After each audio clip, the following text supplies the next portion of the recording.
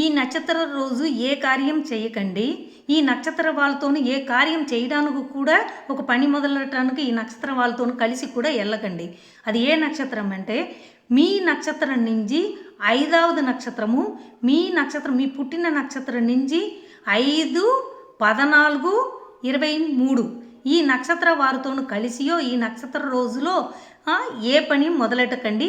అది కార్యతడై వస్తుందండి.